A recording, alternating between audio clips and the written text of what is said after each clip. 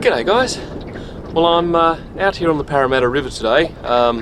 It's August, it's the depths of winter, and it's in many ways sort of the toughest time of year for fishing, especially for bream. But I'm just going to have a bit of a cast around the mangroves today, around some snags, and see if I can pull out any bream that might have started to come back up from the spawning run. Anyway, we'll see how we go. Hopefully we might get a few. Sydney Harbour has an incredible range of different types of structure that you can target for bream. But one of my favourites is the snag-lined mangroves along the middle to upper reaches of the river. If you could block out the industrial buildings in the background and the various city noises, you could easily imagine that you're fishing in some tropical mangrove-lined creek for barramundi or jacks. And in many ways, this style of fishing for bream is very similar. It requires the same accurate casting, reading the likely structure, and the battle to get a hooked fish out of tiger country. If you're thinking about a trip up north to target those tropical species, you really could do a lot worse than brush up on your skills on the local bream, and you might be pleasantly surprised at just how good the fishing can be. The wind is blowing today, and the current is also pushing out down the river, which is good. So there's plenty of flow there in the water around the structure.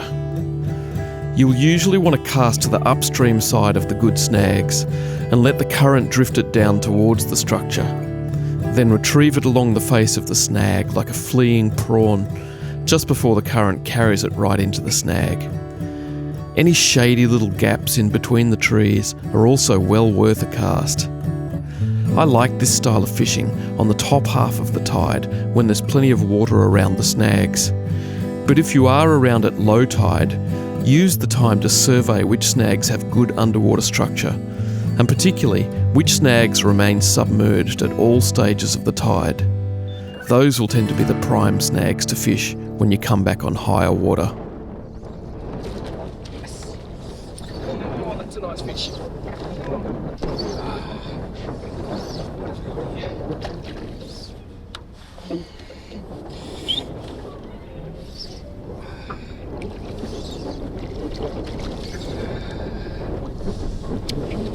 It's good bream.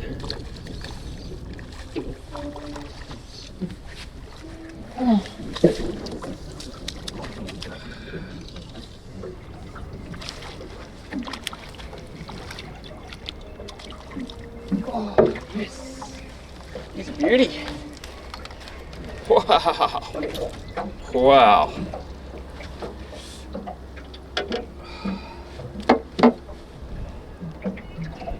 That's a nice fish. Alright.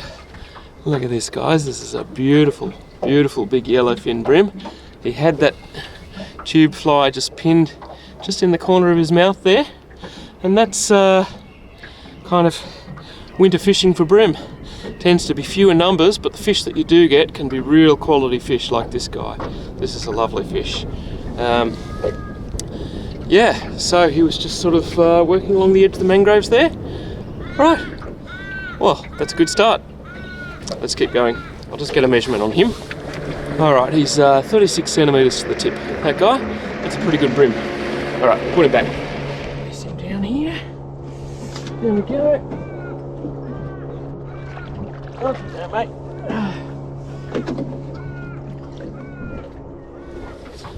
Alright, well that's the first touch that I've had today, and it was a good fish.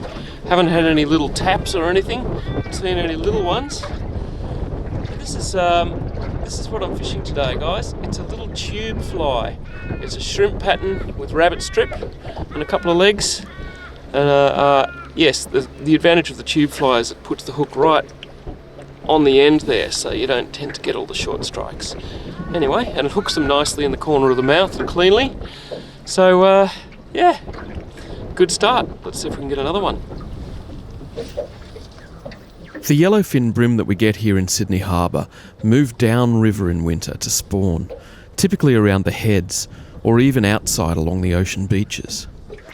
Lure fishermen will tend to target bream in deeper water at this time of year, using fast-sinking lures like blades that get down to the bottom quickly. But when fly fishing for bream, I like to try to target fish that are shallower in the water column. The oceanic waters down around the heads are much deeper and require more sink time and less direct contact to sink a fly down. And the water down there is also much clearer, which can make the fishing more challenging. So I prefer to try to find the smaller numbers of good-sized fish who have finished their spawn run and come back up the river. What they lack in numbers at this time of year, they often seem to make up for in size. And that seems like a pretty good trade-off to me.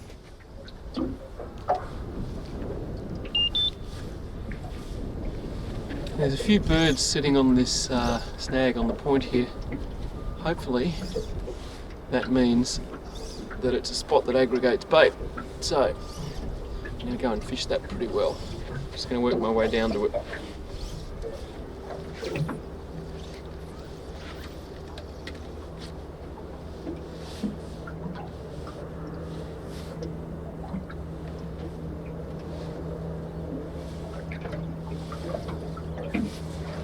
Okay, so there we go. Only the one bite off the snags today, off the mangroves. I might go and try some slightly different structure now, try a bit of man-made structure and see if we do any good there. I've got some man-made structure here that I'm going to go give a go, see if I can cast right up in the shade, in there, under those pontoons. Let's see if we can do any good here. The great advantage of a boat or kayak when you're brim fishing is the ability to quickly move around to try to find fish. If one particular type of area is not producing fish, you can fairly easily go and try another kind. Brims seem to really love overhead cover, like that provided by this wharf at times. It seems to give them some security from overhead predators, and probably provides plenty of food like oysters and other small bait species hanging around the pylons. This particular wharf has tidal current flowing past it as well, which is always a promising sign. My favourite time to fish this kind of man-made structure is when the sun is up high and the water has a bit of clarity to it. In those conditions, I think the brim will tend to seek out overhead cover. The water here today is a little bit dirty still after some recent rain, but I think it's still worth a shot.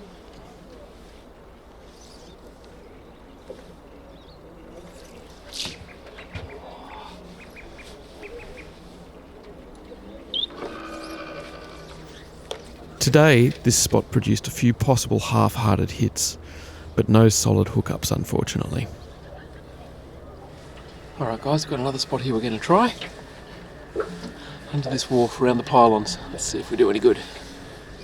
To fish this kind of structure effectively, you need to be able to cast low, flat and fast to get the fly as far back into the shadows as you can, because that's often where the fish will sit. There's a few things that can help with this. Firstly, you need to cast with your rod at a low horizontal angle and a straight rod tip path to form tight loops. A good haul on the final front cast will help to shoot some line. A fly line with a short, powerful head will help to load up the rod at shorter distance and carry the fly back under there. Leader length is another consideration. A longer leader will spook fewer fish, but is also harder to turn over and cast under overhead structure. So you need to experiment a bit and find out what's the longest leader you can effectively cast. Alright, nothing home there. Let's try somewhere else.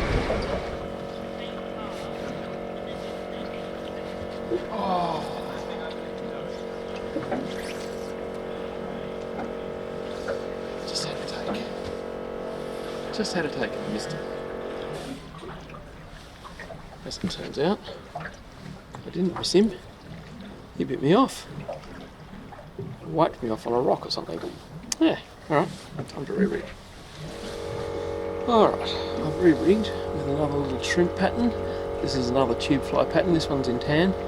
I think that last fish might have, rather than busting me off, I think he did me on a pole or an oyster or something. So let's go in there again and give it another try.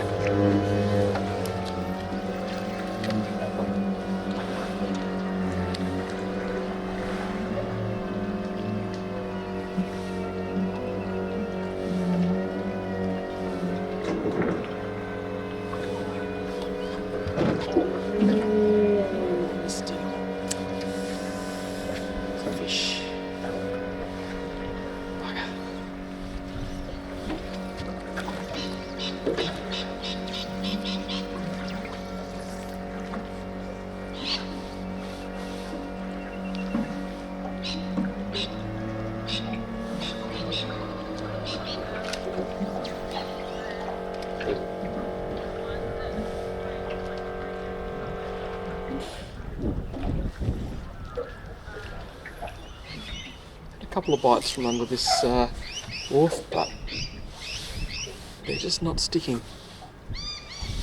Almost done for the day. Gotta head back to the wharf soon. Might go and have a look up the back of this bay and just sound around on the flats a little bit to see if I can locate a school of fish or anything like that. Haven't been able to consistently find fish today. I suppose that's fairly typical for bream fishing in August. Probably one of the toughest months. Alright, I'm going to do a quick drift on the flats before we head home.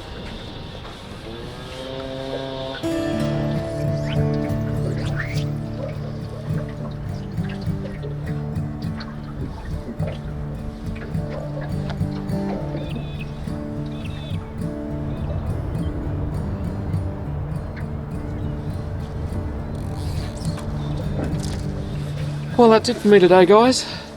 I suppose that's pretty typical for sort of a winter's day brimming. It's usually the case that you don't get as many fish at this time of year, but when you do get them, they sometimes turn out to be really good ones, like the one that I got today. So I got the one nice fish. It was a 36 centimetre brim. Had one bust off and a couple of other bites, but that's about it. Overall, fairly quiet, but you know, it's nice to get out here. It's a beautiful day on the water, and you know, nice to get out and have a fish anyway, and at least got one good fish. So hope you enjoy that, guys. Thanks for watching. See you next time.